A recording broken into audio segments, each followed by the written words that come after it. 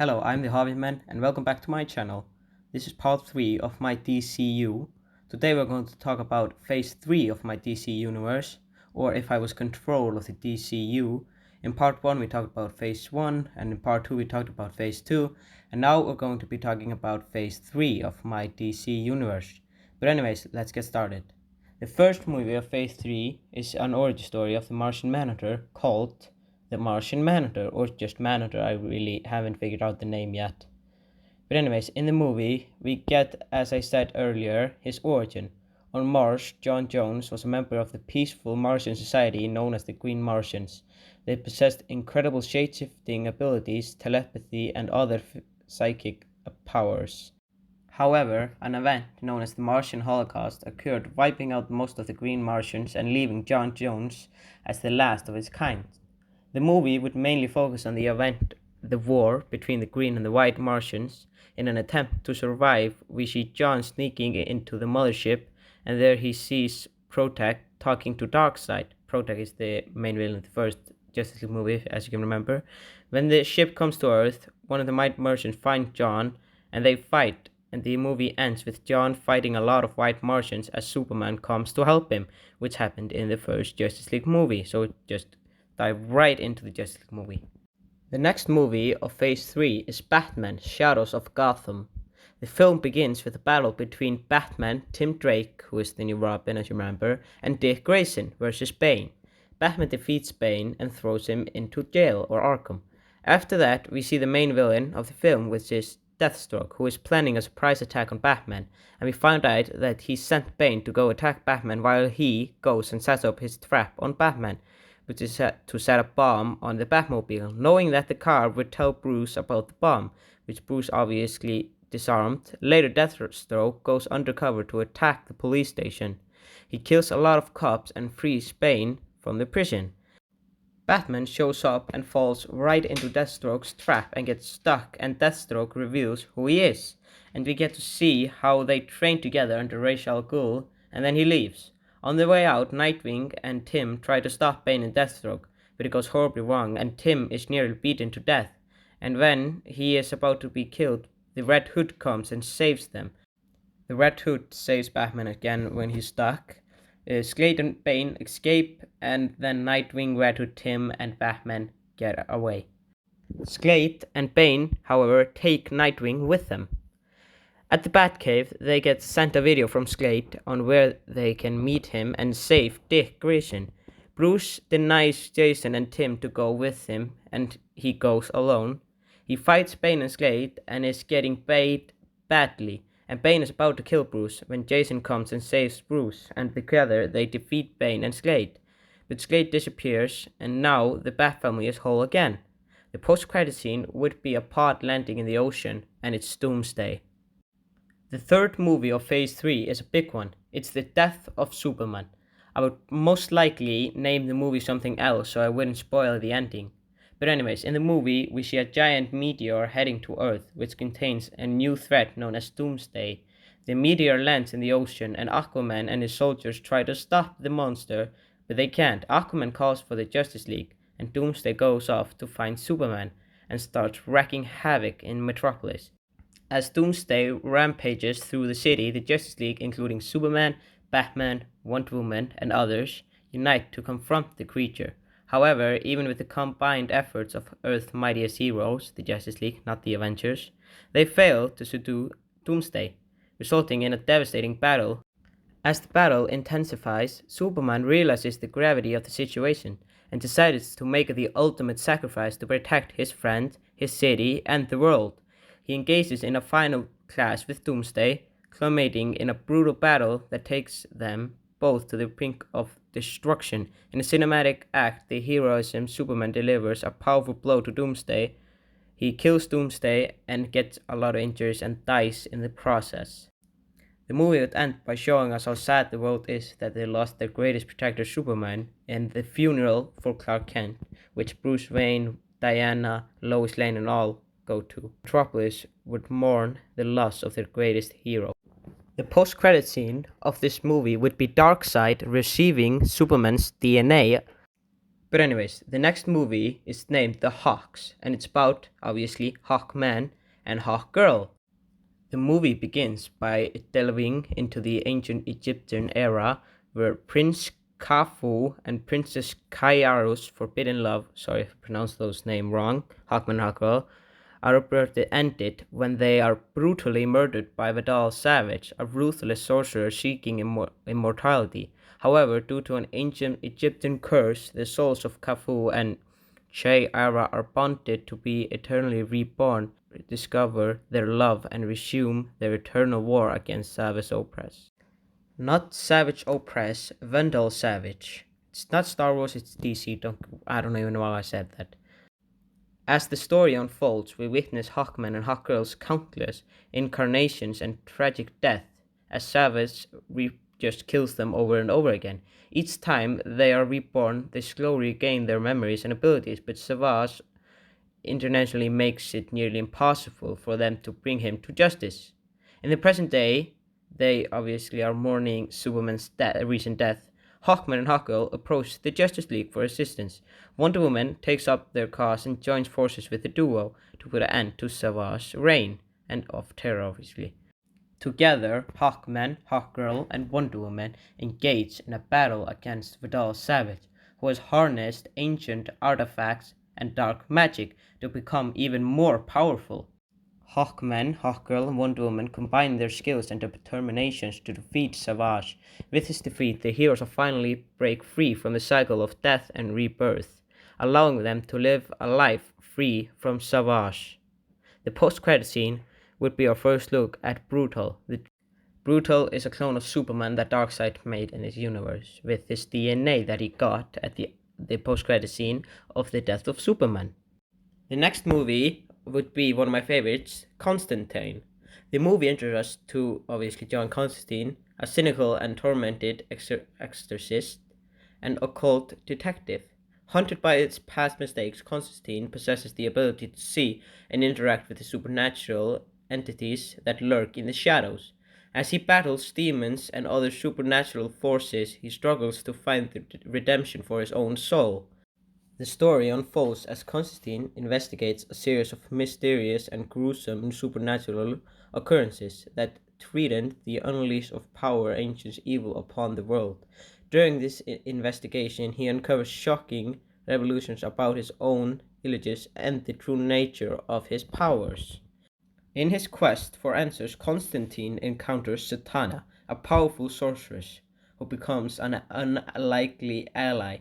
Together, they delve into the dark underbelly of the occult, uncovering a conspiracy that reduces depth into the supernatural realms. As Constantine's journey progresses, he encounters with supernatural threats become more perilous, pushing him onto the edge of his abilities and testing his resolve, allowing the way he confronts his inner demons and faces the consequences of his past choices. In the final act, as the ancient evil threatens to unleash chaos upon the world, the Justice League take notice of Constantine's unique skills and abilities and navigate the supernatural realm. Recognizing the potential value of that he can bring to the team, they attempt to recruit him into their ranks. But Constantine being Constantine, he doesn't join them. He is torn between his desire to protect humanity and supernatural threats and his disdain for authority. Utilizing the knowledge of the occult and his cunning to confront the malevolent force, through his teamwork with Zatanna, they manage to thwart the ancient evil's plan and save the world from their destruction. In the end, Constantine finds a sense of purpose and joins the Justice League that he rejected earlier in the movie. The post-credit scene of the movie would be something to do with Larfleeze, who is in the next movie. So now you know. Talking about the next movie, you could probably guess what it is, and yes, it's the third Green Lantern movie, named Green Lantern Corps Unleashed. And the movie begins with the powerful Orange Lantern, Larfleeze, launching a surprise attack on the Green Lantern's home planet of Oa. Larfleeze overwhelming might prove too much for the Green Lanterns, as Hal Jordan and John Stewart are among a few survivors who managed to escape. Realizing that they need additional help to counter Larfleez's power, Hal and John decide to seek assistance from the other Lantern Corps across the universe.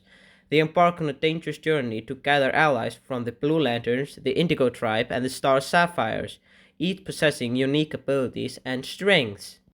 While John reaches out to the Indigo Tribe, Hal takes a daring step and frees Sinestro, a former Green Lantern and the founder of the Sinestro Corps. Sinestro, known for his tactical brilliance and considerable power, agrees to join Hal Jordan and John in their mission to defeat Larfleeze.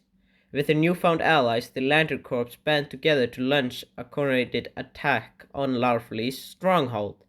The ensuing battle showcases the spectacular power and teamwork of the Lantern Corps, as they utilize their respective ring to overcome Larfleeze's forces. In an epic showcase, Hal, John, and Sinestro confront Larfleeze, engaging in a fierce battle that tests their resolve and strength. The three they manage to overpower Larfleeze and ultimately imprison him, ensuring that he can no longer pose a threat to the universe or the Lantern Corps. The movie concludes with the Lanterns triumphant but aware that their duty to protect the cosmos never ends. Hal and John return to Oa, where they are hailed as heroes, while the various Lantern Corps relieve their commitment to preserving peace and justice throughout the universe. The post-credit scene would be something lurking in the shadows. It would be a hint as the next big foe for the Lantern Corps, and yes, you can guess it, it's Necron. The next movie of the universe, or the third movie in the Flash trilogy, yeah, I spoiled it, it's Flash, the final run. The story begins with Barry Allen's wedding to Iris West Allen.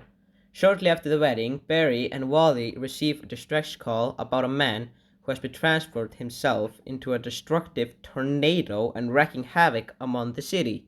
The two speedsters, Wally and Barry, rush to the scene and successfully save the city from the Tornado Man. What is his name? I can't remember. Why didn't I type it down? Anyways, however, as they celebrate the victory, a mysterious red speedster known as the Red Dash suddenly appears and attacks Barry, whisking him away to the unknown location. Wally desperately searches for Barry but is unable to locate him. It is eventually revealed that the Red Dash is the Red Flash. The Reverse Flash, a notorious enemy of Barry. He taunts Barry by admitting that he murders Barry's mother and his involvement in the events surrounding her death. Delving into his origin story, Barry is less devastated by this revolution, as a fierce battle emerges between Barry and the Reverse Flash, but Barry finds himself outmatched and severely beaten. In a desperate attempt to survive, Barry manages to escape and returns home, where he discovers a letter threatening Iris' life unless he returns. Motivated by the safety of his wife, Barry regains determination and confronts the Reverse Flash once again. This time, however, Barry taps into his inner strength and manages to defeat the Reverse Flash, but not without putting his own life in grave danger. In the process of defeating the Reverse Flash, Barry comes perilously close to losing his life. However, through sheer willpower and determination, he manages to overcome the odds and emerge victorious. The movie ends with Barry and Iris' reunion, and they go on their honeymoon.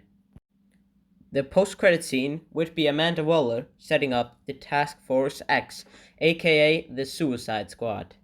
The next movie of the universe would be Shazam, Black Adam Returns. When news of a new champion reaches Black Adam, he sets out on a mission to find and eliminate this potential threat.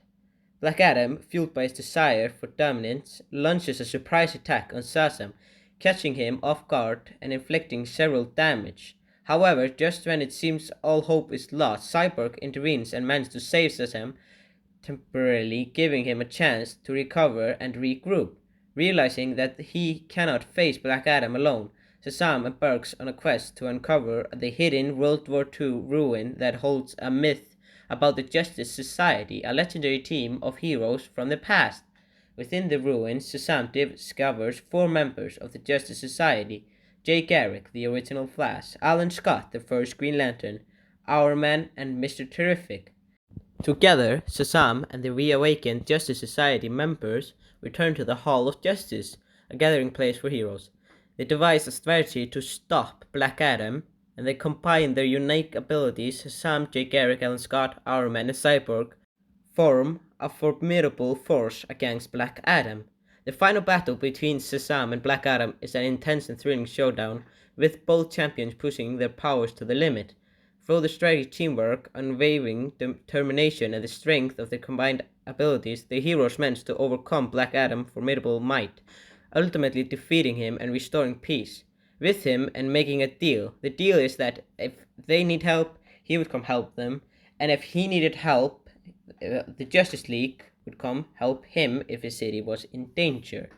But anyways, the next movie of Phase 3 and the final film before Justice League is Wonder Woman 3.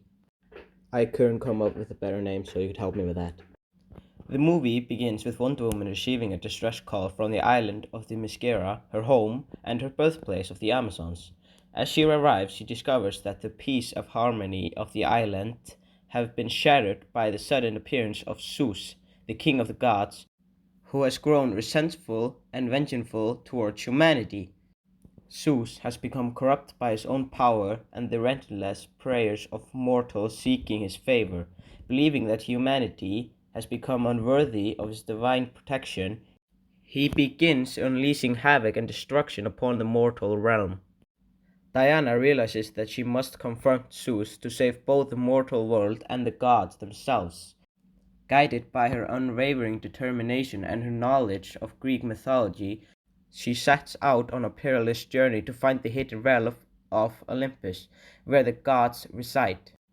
Along the way, Wonder Woman encounters various mythical creatures, including centaurs, harpies, and even monstrous titans, who have all been summoned by Zeus to stop her. She fights valiantly, showcasing her extraordinary combat skills, her Amazonian strength, and her unwilling compassion for the innocents. As Wonder Woman reaches Olympus, she faces the full wrath of Zeus, who has become an immensely powerful and twisted version of his former self. Between the battle of God versus demigod, Diana must not only defeat Zeus, but also confront his misguided beliefs and convince him of the goodness within humanity. With her unbreakable lasso of truth and the power of love, Wonder Woman defeats Zeus and brings an end to his destructive rampage. But Zeus doesn't give up and stands up and tries to defeat Wonder Woman, but at that time an Omega beam goes through his chest and Zeus falls down dead, and we see Darkseid standing behind his body, and that's how the movie ends.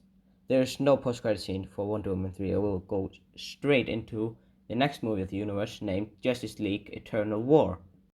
But anyways, the movie begins with Wonder Woman engaging in a fierce battle against Darkseid, but she is overpowered and sends a distress message to the Justice League. Upon receiving the message, the Justice League members respond and confront Darkseid.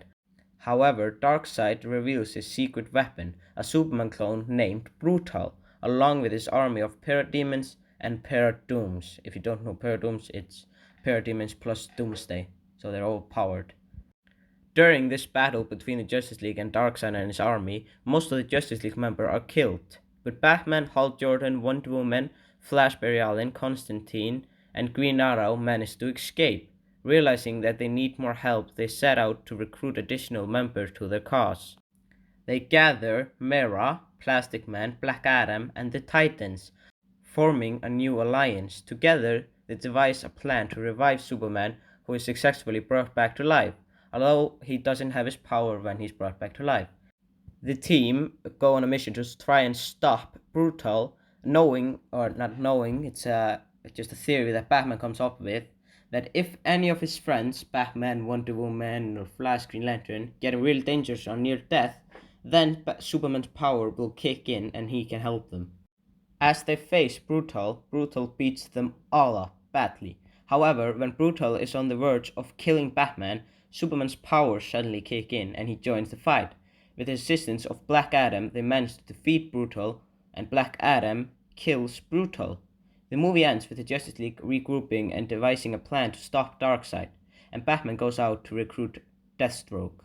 While we are talking about Deathstrokes, the next project of the universe would be a show about Deathstroke, and the difference between the shows in this universe and the shows in the MCU is that you don't really need to watch the shows to understand what the rest of the universe is about.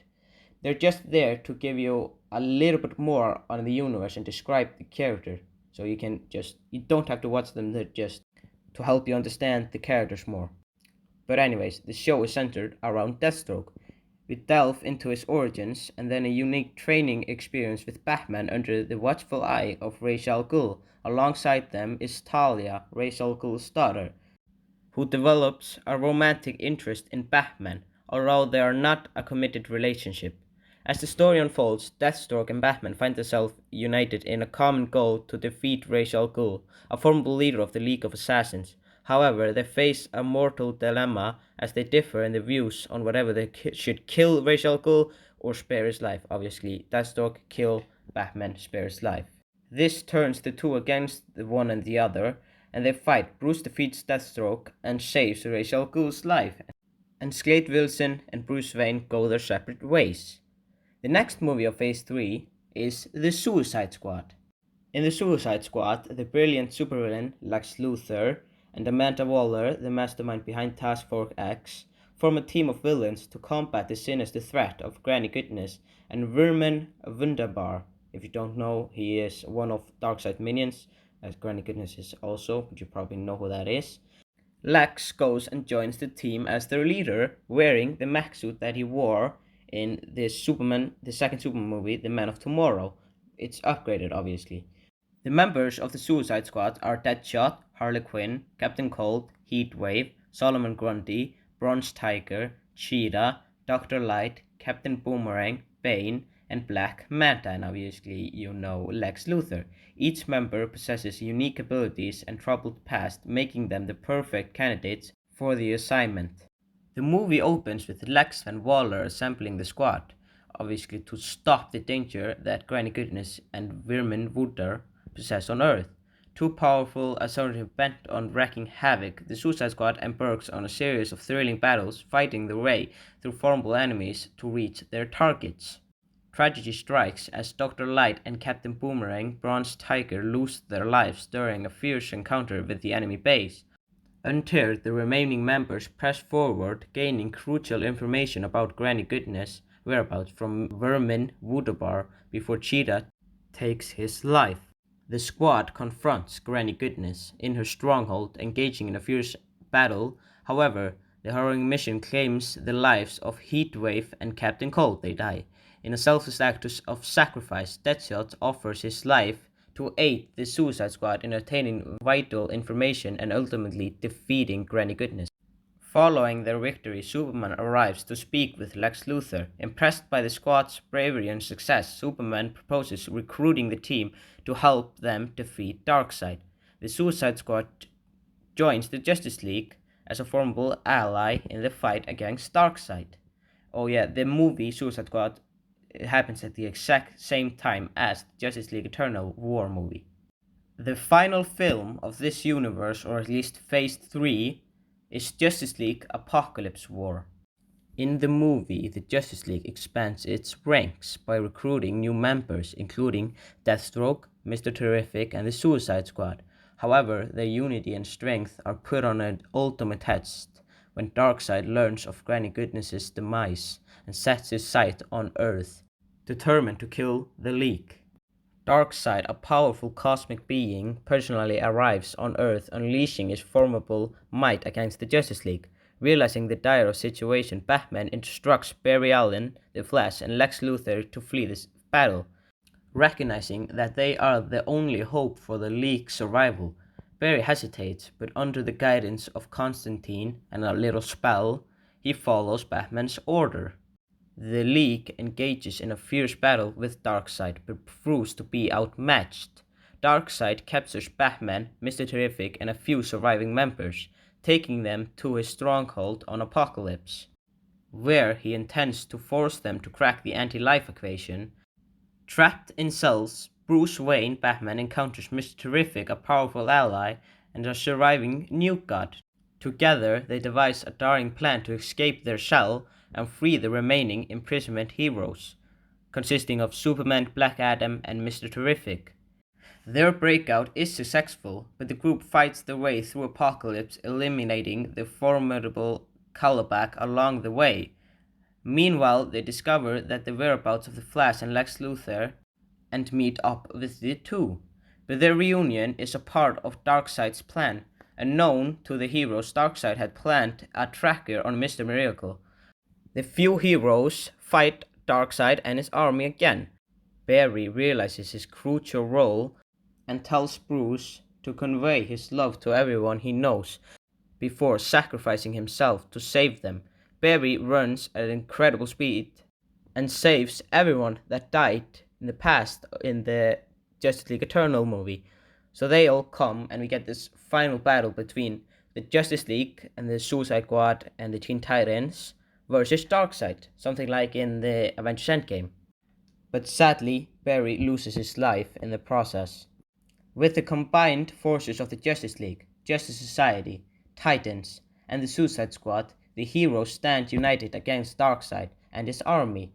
A colossus battle engages, and Batman sacrifices himself to defeat Darkseid and his forces, giving the heroes a chance to save Earth.